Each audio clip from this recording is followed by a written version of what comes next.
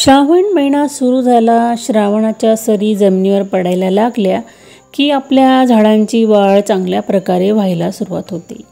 तर हे आहे देवादिदेव महादेव यांना अत्यंत प्रिय असलेलं झाड। त्याच्यानंतर बघू शकता अशा प्रकारे ही अबोली कलरची फुलं आलेली झाडं आहेत, काही जांभळी, निळी अशी अनेक प्रकारची झाडं आपण लावतो आणि खूप छान आपलं गार्डन हे तयार होत असतं। तर बघा, श्रावण महिना असा आहे की ह्या महिन्यामध्ये सर्वत्र हिरवगार झालेलं असतं। तर हे शमीचं वृक्ष बघू शकता। तर असं एक झाड तुम्हाला दिसणार नाही की अनेक झाडं अशीच झालेली आहेत आणि गुलाबांच्या झाडांना सुद्धा छान छान फुलं यायला सुरुवात झालेली आहे।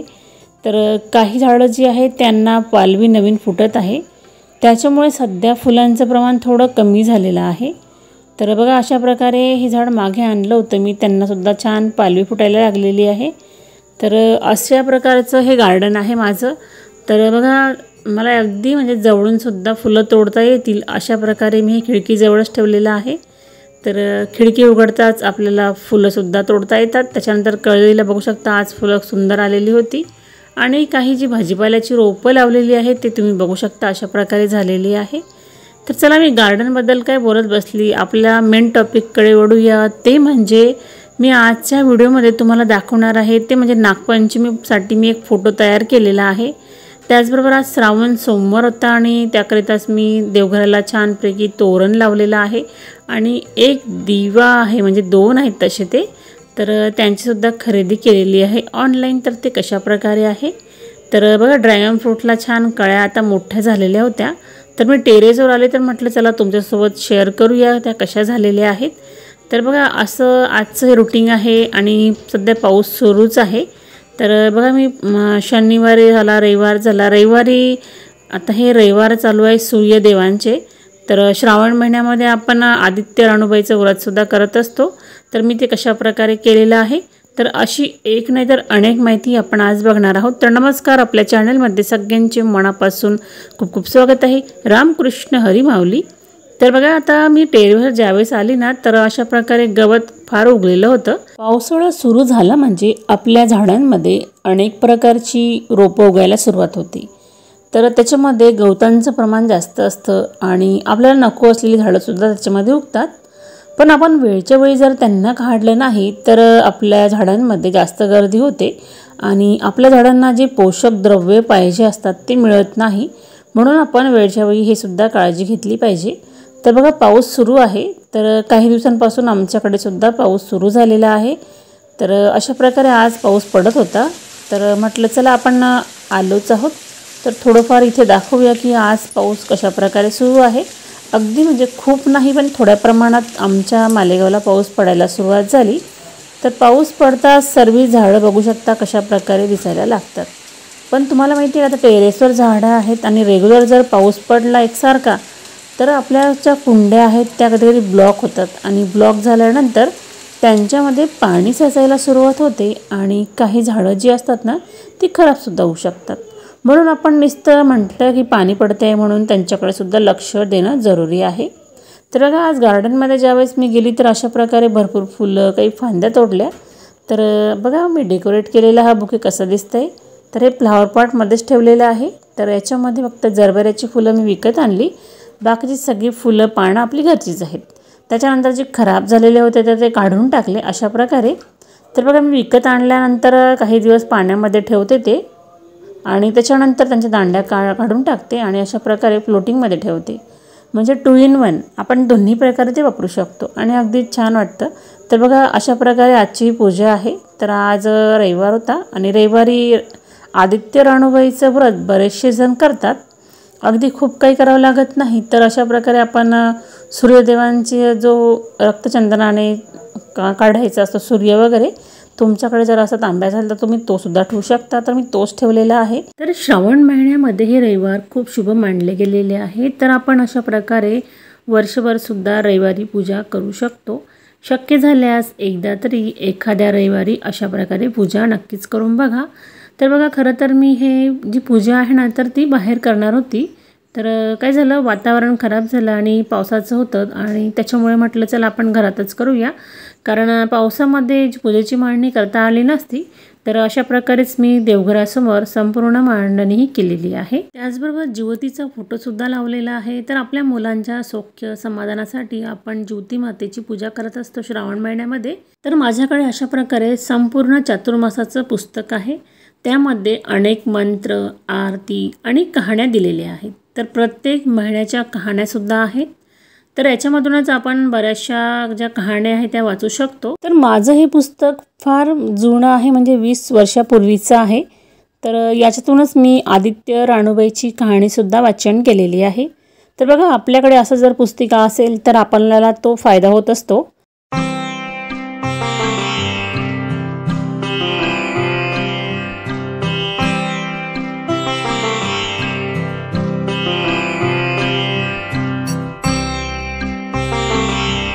त्यानंतर मी गेली गार्डनमध्ये। तर त्या ठिकाणी गेल्यानंतर मला अशा प्रकारे छान फुलं बघायला मिळाली आज। तर हा अबोली कलर आहे आणि या झाडाला खूप सुंदर फुलं येतात आणि झाड खूप फुलांनी भरून जातं। याचं बीसुद्धा लागतं। तर बघा, त्यानंतर लक्ष गेलं ते म्हणजे या फुलपाखराकडे। तर अगदी छान प्रकारे फुलांवर ते असं बसत होतं ना, तर मी थोडं या ठिकाणी शूट केलेलं आहे। तर आज बघा गार्डन किती छान झालेलं आहे। पावसाळा सुरू आहे आणि झाडांना छान पालवी फुटायला लागलेली आहे, तुम्हाला मी बोललीच होती। तर बघा, आता प्रत्येक झाडाची काळजी मला थोडीफार घ्यावी लागत आहे। आता हे जे आहे कण्हेराचं मी फांदी लावली होती ती सुद्धा लागून गेलेली आहे। तर मी काही फांद्या ज्या आहेत त्याच्याच कोसलेल्या आहेत आणि हे जास्वंद आहे ना बघा, मी उपटून लावलं होतं। तर ते सुद्धा छान झालं आता आणि त्याला पालवी फुटायला लागलेली आहे। मला तर याची गॅरंटी नव्हती हे लागतं किंवा नाही, कारण मी जेव्हा लावलं ना तेव्हाच ते खराब होतं आणि नंतर त्याची गॅरंटी तर गेलीच होती, पण छान झालं। त्याच्यानंतर हे झाडं बघू शकता, या ठिकाणी सुद्धा खूप छान फुलं लागायला लागलेली आहेत। आता इथे सुद्धा फुलपाखरू बघा कशा प्रकारे बसलेलं आहे।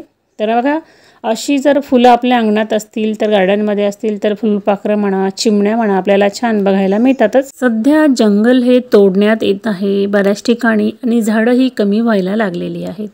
तर आपण आपल्या अंगणामध्ये, आपल्या गार्डनमध्ये जागा जर असेल तर नक्कीच अशी थोडीफार झाडं लावा।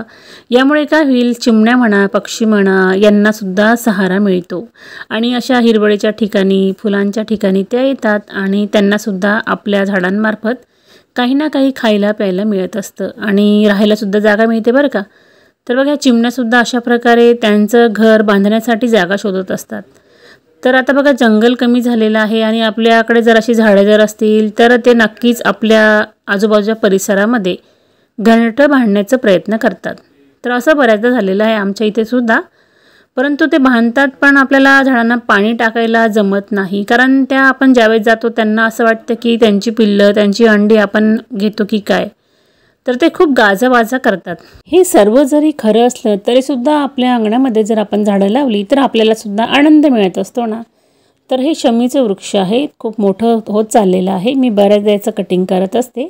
तर आतासुद्धा अगदी छान झालेलं आहे। श्रावण महिना सुरू आहे। श्रावण महिन्यामध्ये देवादिदेव महादेव यांना, बाप्पांना आपण शमीपत्र अर्पण करत असतो आणि त्याच्यासाठीच आपल्याला अशी विशेष झाडं जे असतात आपल्या गार्डनमध्ये जर आपण लावली तर आपल्याला ते उपयोगी पडतात। त्यानंतरचं हे DIY जे आहे ते माझ्या मुलीने बनवलेलं आहे। तर आपण ज्यावेळेस पिस्ता खातो, पिस्ताची टरफलं फेकून देतो, तर आम्ही अशीच ती साचून ठेवली आणि त्याच्यापासून ते बनवलं होतं। त्यानंतर आता परत आपण इथे टेरेसवर आलेलो आहोत। तर ड्रॅगन फ्रूटला फळं कशा प्रकारे आलेली आहे। तर ही जी फुलं आहेत, ज्याप्रमाणे ब्रह्मकमळाचे फूल रात्रीच उमलतं ना, तसंच याचंसुद्धा फूल रात्रीच उमलतं आणि रात्रीच खूप सुंदर दिसतं।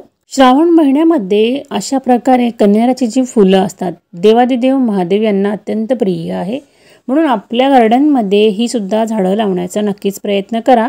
तर ही फुलंसुद्धा आपण देवांना अर्पण करू शकतो, बाप्पांना, आपल्या शिवभगवानांना ते अत्यंत प्रिय आहे। तर आता हे सुद्धा झाड छान झालेलं आहे माझं आणि आज बऱ्यापैकी बरीचशी फुलं मला तोडायला मिळाली। तर मागच्या वर्षी याला फुलं एवढी येत नव्हती, तर आता मात्र छान फुलं यायला लागलेली आहेत।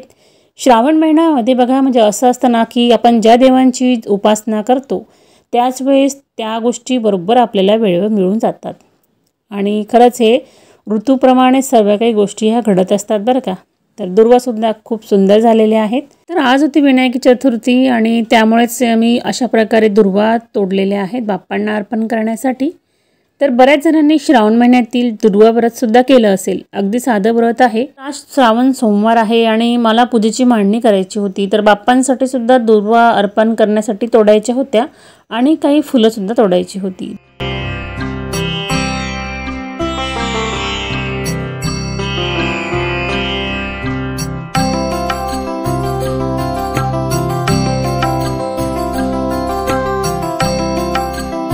तर बघा, श्रावण महिन्यामध्ये आपण झाडांची अनेक रोपे तयार करू शकतो. अनेक ठिकाणी ती लावू शकतो. तर शेवंती असो, झेंडू असो, यांची कटिंग करत चला आणि त्यांच्यापासूनच आपण रोपं तयार करायची आहे. अगदी त्या फांद्यांना सुद्धा मुळा येतात आणि आपली रोपं छान प्रकारे तयार होतात.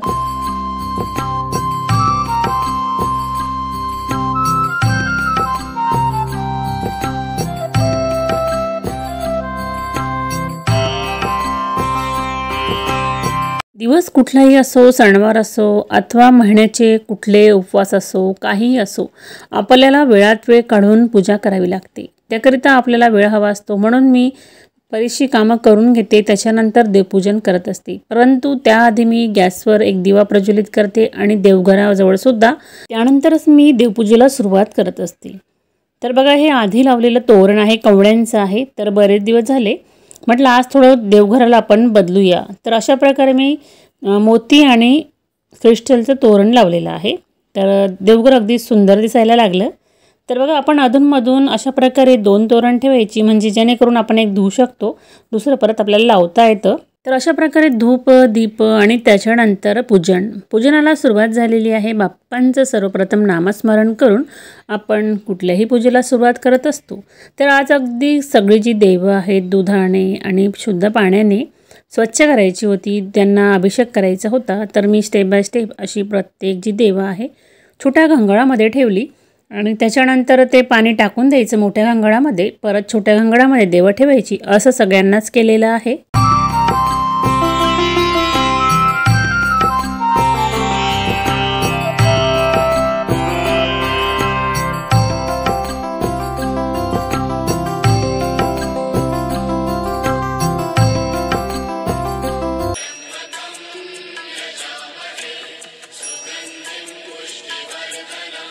अगदी कुठलाही सण असो, दिवस असो, वार असो, तर आपण ज्यावेळेस पूजन करत असतो तर आपल्या मनामध्ये मंत्र, पाठ, जप किंवा आपण अशा प्रकारे मोबाईलवर एखादं संगीत म्हणा किंवा देवांचं स्तोत्र, मंत्र, गाणं लावूनच पूजा करायची असते आणि आपल्याला सुद्धा खूप भारी वाटतं व घरामध्ये अशा प्रकारे प्रसन्नता निर्माण होत असते. त्यानंतर या बॉक्समध्ये एक वस्तू आणलेली आहे, आपण पुढे बघणारच आहोत. तर बाप्पांची पूजा बघूया. तर अशा प्रकारे विनायक चतुर्थी होती आणि दुर्वा व्रत होतं. बऱ्याच जणांनी केलं हे व्रत अगदी साधे आहे. सकाळी स्नान करून बाप्पाच्या मूर्तीला आपल्याला अभिषेक करायचा असतो. त्याच्यानंतर तांदूळ टाकायचे थोडेसे तांबण्यामध्ये किंवा तुम्ही चौरंगावर, त्याच्यावर दुर्वा पसरवायच्या आणि बाप्पांना विराजमान करायचे आणि त्यांची सागर संगीत पूजा करायची असते. नैवेद्य म्हणून मोदक बनवायचे असतात, परंतु मोदक किती बनवायचे आहे? 18 मोदक बनवायचे असतात. आपण संकष्ट चतुर्थीला 21 मोदकांचा नैवेद्य बाप्पांना अर्पण करत असतो. त्याच्यामध्ये आपण उकडीचे किंवा इतर आपण मोदक बनवतो. परंतु या विनायकी चतुर्थीला तसे मोदक बनवले जात नाही, तर अगदी साध्या गव्हाच्या पिठाचे मोदक असतात. त्याच्यामध्ये सारण म्हणून तुम्ही काही टाकू शकतात, खोबरं म्हणा किंवा मनुका, इतर सुकामेवा वगैरे. मीठ मात्र वापरायचं नाही. आणि बघा, नैवेद्यामध्ये ठेवताना बाप्पांना आपल्याला 6 मोदक ठेवायचे असतात. स्वतः आपण कर्त्याने उपवास ज्यांनी केला आहे त्यांनी 6 खायचे आणि बाकीच्यांना 6 द्यायचे घरच्या मंडळींना. आणि बघा, बाप्पांना जे आपण अर्पण केलेले आहे ते दुसऱ्या दिवशी गाईला आपल्याला द्यायचं असतं. तर आपण मोदकाचं सेवन केल्यानंतर बाकीचा आपण स्वयंपाक केलेला आहे तो खाऊ शकतो. तर बघा, अशा प्रकारचं साधं हे व्रत आहे. त्याच्यानंतर इथे बघू शकता अन्नपूर्णा मातेची सुद्धा मी आज अशा प्रकारे पूजा केलेली आहे. आणि आपलं हे देवघर बघू शकता तोरण लावल्यामुळे अगदी सुंदर झालेलं आहे. तर बघा, आजचा दिवस खूप छान होता. आज म्हटलं चला आपण जे दिवे आणलेले आहेत ते सुद्धा अशा प्रकारे लावूया. तर पूजेमध्ये सुद्धा मी ते लावलेले आहेत. आणि जरबेऱ्याची तुम्ही फुलं बघू शकता. तर अशा प्रकारची मी नवीन फुलं आणलेली आहेत. तर आता मी 2 आणली, कारण बाकीची माझी ती खराब झाली होती. तर आज श्रावण सोमवार आहे, तर सकाळची माझी पूजा झाली. त्याच्यानंतर सायंकाळच्या वेळेस मला शिवलिंगाचं पूजन करायचं होतं, ते म्हणजे पार्थिव शिवलिंगाचं. तर त्याकरिता बघू शकता अशा प्रकारे मी पूजेची तयारी केली. आणि बघा, अशा ठिकाणी मी ते लावलेलं आहे कुंडींमध्ये. तर सगळं स्वच्छता या ठिकाणी सुरुवातीला करून घेतली, त्याच्यानंतर रांगोळी काढून घेतली आणि पूजेची मांडणी अशा प्रकारे केलेली आहे। तर आज इथे मी 5 दिवे तेलाचे प्रज्वलित केलेले आहे आणि एक आहे तो शुद्ध तुपाचा लावला आणि अग्निसाक्षी म्हणून ह्या पूजेला सुरुवात केलेली आहे। तर शिवपिंडी जी आहे ती मी मातीपासूनच तयार केली, कारण पार्थिव शिवलिंग मला करायचं होतं। काय व्हायचं, दरवर्षी मी खूप ठरवायची की मला पूजा करायची आहे, पण आम्हाला सूतक पडून जायचं, बऱ्याचदा सूतकच पडलेलं आहे आणि काही प्रॉब्लेम आला म्हणजे पूजा करता यायची नाही। एकदा काय झालं, असंच आम्ही श्रावण सोमवार होता, 3रा वगैरे असेल बहुतेक, मंदिरात जाऊन आलो दुपारून आणि संध्याकाळी समजलं की तुम्हाला सूतक आहे। तर सायंकाळच्या वेळेस मला पूजा करायची होती, ती मला कॅन्सल करावी लागली। तर यावेळेस ठरवलं की चला आपल्याला पहिला सोमवार मिळत आहे, तर आपण अशा प्रकारे पार्थिव शिवलिंगाचं पूजन करूया। तर माझ्याकडे बेलपत्रीचं झाड आहे छोटंसं, तर त्या ठिकाणीच मी मातीपासून तयार केली शिवपिंडी आणि अशा प्रकारे पूजा केलेली आहे। तर बघा, आपण म्हणतो ना की सायंकाळची वेळसुद्धा शुभ राहते, एक तर सकाळी सकाळी पहाटे, नाहीतर सायंकाळच्या वेळेस। तर थोडा अंधार पडायला आलेला होता, त्यावेळेसच मी अशा प्रकारे पूजन केलेलं आहे। तर बघा, अगदी छान, म्हणजे आपली जी झाडं आहेत आपल्या अंगणामध्ये लावलेली, तर आपली जी देवरूपी झाडं असतात त्यांचं आपण अशा प्रकारे पूजन जर केलं तर किती छान आहे ना। सायंकाळची अशी वेळ होती तर मलासुद्धा खूप भारी वाटलं, कारण हा जो प्रकाश आहे दिव्यांचा लख्ख प्रकाश आणि ज्या मी इथे धूप वगैरे लावलेला होता, तर त्याचा जो सुगंध आहे पूर्ण वातावरणामध्ये पसरलेला होता आणि खूप भारी वाटत होतं। तर हे बेलपत्रीचं झाड मी काही दिवसांपूर्वी नवीन उपटून लावलेलं आहे। तर कुंडीमध्ये जी माती होती तर फार चिकट माती होती आणि काळी होती, त्यामुळे या झाडाचं जे ड्रेनेज होल आहे ते ब्लॉक झालं होतं आणि झाड हे खराब व्हायला लागलं। तर माझं ते लक्षात आलं, तर मी डायरेक्ट म्हणजे माती चेंज केली आणि पुन्हा या झाडाला लावलं। काही दिवसांपूर्वी थोडं झाड खराब वाटत होतं, की मला आशा होती की आता खराब होतं की काय हे झाड जगतं किंवा नाही, परंतु खूप छान झालेलं आहे आणि चला म्हटलं आज आपण इथेच पूजा करूया। तर बघा, अशा प्रकारे मी इथे सायंकाळच्या वेळेस पूजन केलेलं आहे।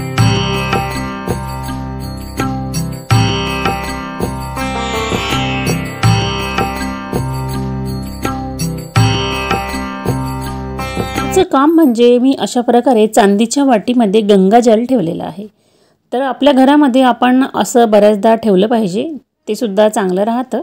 त्याच्यानंतर बघू शकता अशा प्रकारे आसन आहे दिव्यांचे आणि हे नवीन दिवे मागवलेले आहेत, अगदी सुंदर आहे दिसायला। तर मी आज म्हटलं चला आपण याचा शुभारंभ करूया, म्हणून ते प्रज्वलित केले होते। हे सुंदर दिसणारं फूल कशाचं बरं, तर कमळाचं फूल आणि कशापासून बनवलेलं आहे, तर पिस्तांच्या टरफलापासून हे माझ्या मुलीने बनवलेलं आहे। अगदी सोप्या पद्धतीमध्ये बनवलेलं आहे। अशा बऱ्याचशा वस्तू तीसुद्धा घरामध्ये बनवत असते आणि आपण जर अशा वस्तू बनवल्या तर आपल्याला डेकोरेशनमध्ये त्याचा उपयोग होत असतो। तर क्राफ्टी मृणाल म्हणून तिचंसुद्धा यूट्यूब चॅनल आहे, तर तुम्ही त्यामार्फत बघू शकता। सायंकाळी पनीरची भाजी बनवलेली आहे आणि उद्या आहे नागपंचमी, म्हणून मी अशा प्रकारे गहू भिजवले होते रात्र पाण्यामध्ये आणि बांधून ठेवले, सकाळी ते बारीक करून घेतले मिक्सरमध्ये आणि अशा प्रकारे त्याच्यापासून मी बारीक तयार केलं आणि हा फोटो घेतला बनवायला। तर बघा, आता उद्या नागपंचमी आहे, ते सर्व तयारी सुरू होती माझी। तर अशा प्रकारे ग्लिटर पेपर मिळतो, तर त्याला आधीपासूनच मागे स्टिकचं म्हणजे होतं, त्याच्यामुळे मला जास्त काही करावं लागलं नाही। अशा प्रकारे पुठ्ठ्यावर चिटकवला मी फोटो आणि आजूबाजूला ग्लिटर पेपर जो आहे त्याची मी पट्टी कापून अशा प्रकारे चिटकवून घेतला आणि रेडी झाला फोटो। तर घरच्या घरी गुगलवरून मी प्रिंट काढली आणि प्रिंट काढून अशा प्रकारे तो फोटो तयार केला, कारण उद्या आहे नागपंचमी आणि पूजेसाठी मला वारुळाचा फोटो हवा होता। अशा प्रकारे आपण छोटे मोठे फोटो घरच्या घरीच तयार करू शकतो। तर तुम्हाला माझी ही फोटोबद्दलची आयडिया कशी वाटली कमेंटमध्ये नक्की सांगा। तुम्ही जर आपल्या चॅनलवर नवीन असाल तर चॅनलला सबस्क्राईब करा। व्हिडिओ थोडा जर युजफुल वाटला असेल तर लाईक शेअर करा। आपण परत पुन्हा भेटू अशा छान छान युजफुल व्हिडिओंसोबत। तोपर्यंत काळजी घ्या आणि आनंदात राहा।